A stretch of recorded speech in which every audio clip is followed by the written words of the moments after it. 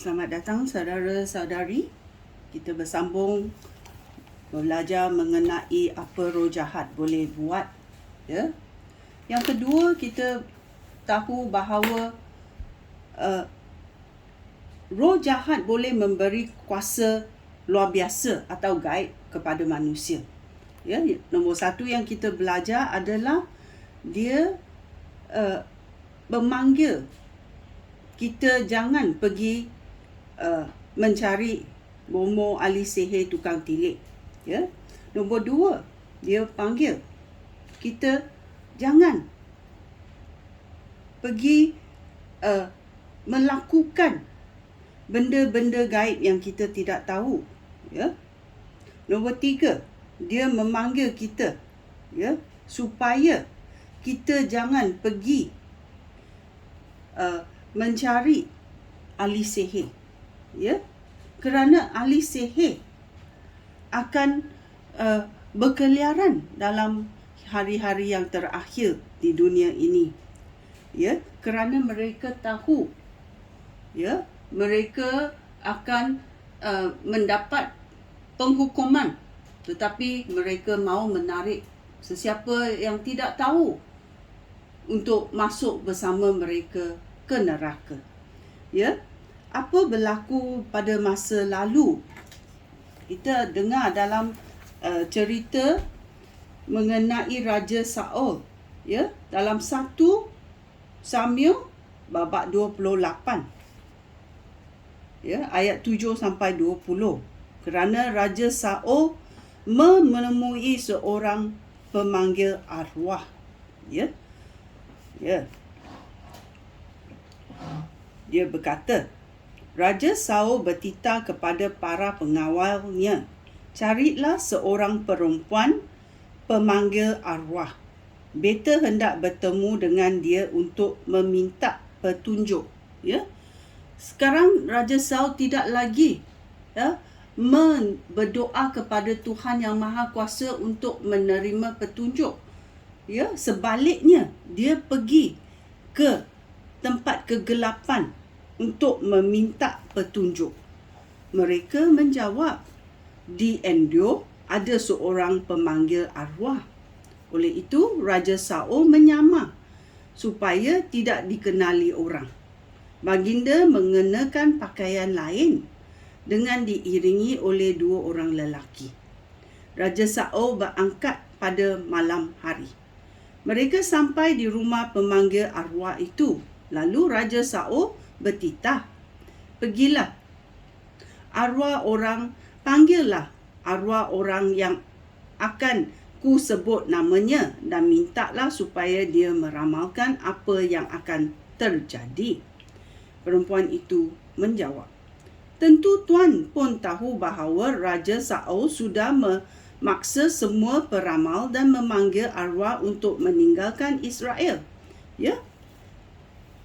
Ini perempuan yang ada kuasa gaib, ya, telah meninggalkan Israel kerana Raja Saul di Israel telah menitah supaya orang-orang gaib macam ini dihalau keluar. Oleh itu perempuan itu berkata kepada orang itu, "Tentu tuan tahu bahawa Raja Saul sudah memaksa semua peramal dan pemanggil arwah untuk meninggalkan Israel. Mengapa tuan cuba mencelakakan saya sehingga saya dibunuh?" Ya, kalau sesiapa yang pergi mencari, ya, perempuan atau pemanggil arwah, mereka akan dibunuh. Tetapi sebaliknya kita tahu Saul yang menyamar seperti orang biasa untuk datang mencari petunjuk. Ya.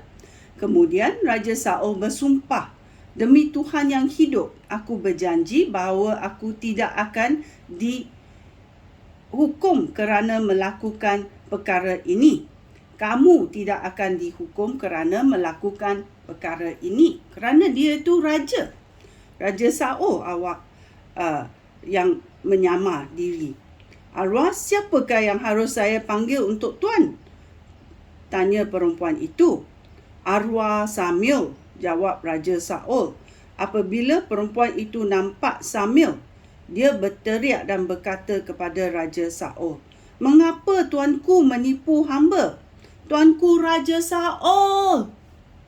Raja Saul bertitah kepadanya, "Jangan takut, jangan takut. Beritahukanlah apa yang kamu nampak."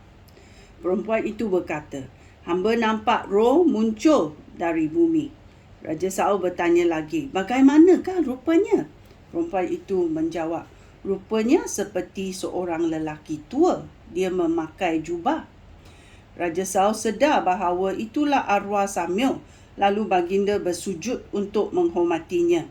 Samuel berkata kepada Raja Saul, "Mengapa kamu mengganggu aku dan memanggil aku kembali?" Raja Saul menjawab, "Aku dalam kesusahan besar. Orang Filistin menyerang aku dan Allah sudah meninggalkan aku."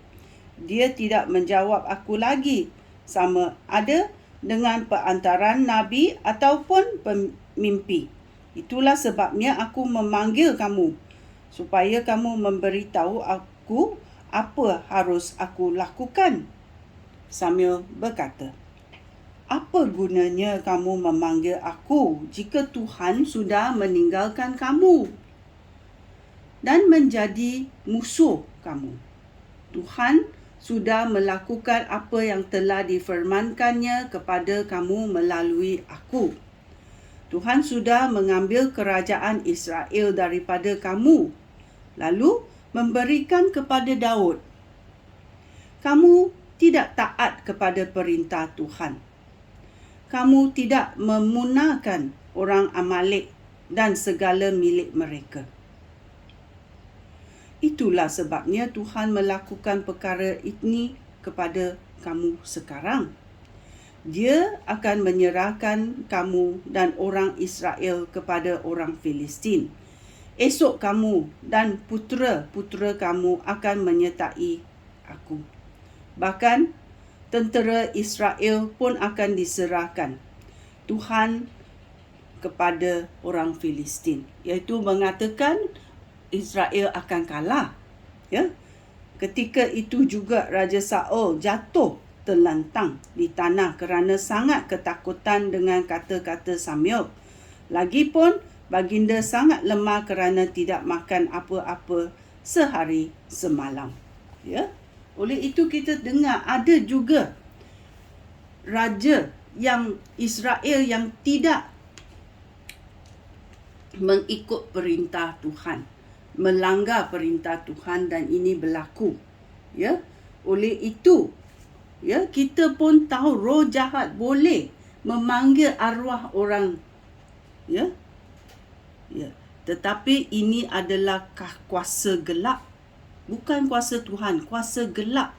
Kerana kuasa gelap juga boleh melakukan benda-benda yang luar biasa dan gaib. So kita mesti was-was. Ya. Kita jangan tengok ada kuasa yang luar biasa, kita ingat ini Tuhan. Mungkin ini kuasa gelap. Okey, kita mesti was-was. Sekian, terima kasih. Shalom.